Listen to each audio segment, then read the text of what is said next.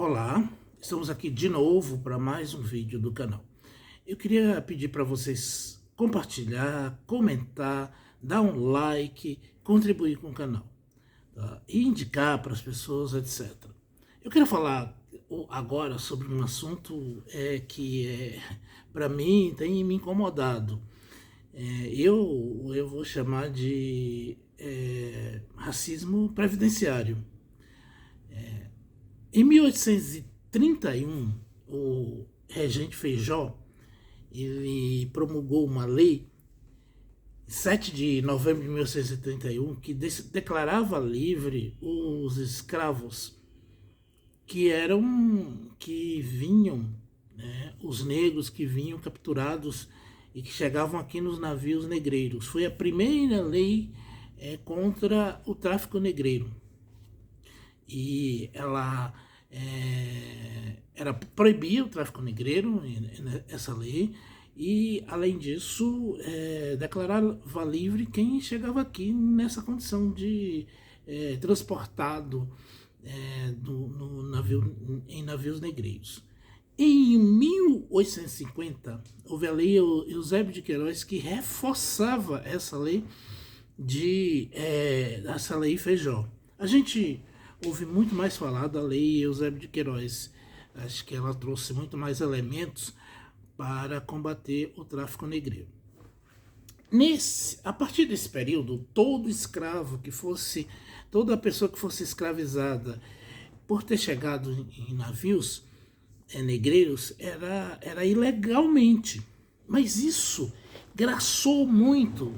Muita gente chegava nos navios negreiros e clandestinamente eram embarcados em vários lugares, no Cais do Valongo, no Rio de Janeiro, em algumas ilhas na Bahia, a Ilha do Frade, por exemplo, na Bahia, algumas ilhas perto de Sagatiba, no Rio de Janeiro, e mesmo por aqui pela região de São Paulo, perto de Santos, etc., e eram levados como escravizados. E como escravos ficava difícil ele comprovar que tinha sido trazido nessa época. Não era tão difícil, mas todo mundo, inclusive o judiciário, fazia vista grossa e a pessoa era escravizada, os filhos eram escravizados, etc, etc. Luiz Gama, um negro que se tornou advogado, foi aforreado, se tornou advogado e trabalhou aqui em várias repartições públicas. Ele libertou de 500 a 600 escravizados com base nessas leis. Era ilegal eles serem escravos porque a lei dizia que todas as pessoas que foram transportadas da África a partir desse período era ilegalmente escravizado e era livre. Então ele usou dessas leis para libertar os escravos no Brasil. Então o que eu quero dizer é que sempre há questões que vai prejudicando o negro. E gente como Luiz Gama olha para a jurisprudência e fala, olha, esse prejuízo que o negro está tendo aí é ilegal. Tá? Pode até estar na lei, mas é ilegal. Tá? O que acontece? Depois teve a lei do ventre livre. E aí essa lei, que estava nessa lei, era muito injusto. Por quê? O que acontecia? Uma criança depende da mãe. A partir do momento que a mãe tinha o filho, tinha que ser libertado mãe e filho, porque a mãe tinha que cuidar do filho, etc. Não. O filho era livre, mas enquanto ele era menor de idade, era criança, estava sob o jugo da mãe. Como a mãe estava sob o jugo do senhor de escravo, a criança estava sob o jugo do senhor de escravo e era um escravo até os 18 anos. Então, a partir daquela lei não valia. Tinha que ser escravo 18 anos. Tá? Isso numa condição que muitos escravos morriam muito cedo. A idade média de escravos nesse período era 30 anos, ou seja, né, e trabalhar aí. Então a lei Eusébio de Queiroz também era uma lei fajuta. E a lei Eusébio de Queiroz ficou fajuta porque todo mundo fez vistas grossas, e a lei do ventre livre também. Depois aparece a lei do sexagenário, ou seja, aquele escravo que chegou a 60 anos, ele era livre aos 60 anos, trabalhou como escravo, era livre aos 60 anos, sem indenização nenhuma. Ou seja, era uma lei que os senhores de escravo queriam que promulgasse para não ter despesa mais com o escravo que já não conseguia mais trabalhar. Pois, na reforma previdenciária no Brasil, usaram meio que a lei do sexagenário, né? Porque antes da reforma previdenciária, você conseguia se aposentar com 60 anos. Trabalhava 30 anos, etc. E conseguia se aposentar com 60 anos. Tem uma pontuação aí fajuta, né? Tem uma coisa aí que não me convence. Então, o limite mínimo era 60 anos, etc. Com a lei da Previdência, essa última reforma da Previdência, o limite mínimo para se aposentar é 65. Só que a expectativa média dos negros no Brasil é de 65 anos. Ou seja, aquele negro que, por um esforço dele, conseguiu trabalho regular e ganha em carteira ou até mesmo no serviço público, ele não se aposentar. Pela expectativa média de vida, quando ele chegar a época dele se aposentar, a idade dele se aposentar, ele morre. Então, antes, dava para se aposentar com 65 ou 60. E aí, ele tinha 5 anos para viver. Ele se aposentando com 60, já é uma idade mais avançada para o negro, mas ele podia aumentar um pouco a sua expectativa de vida.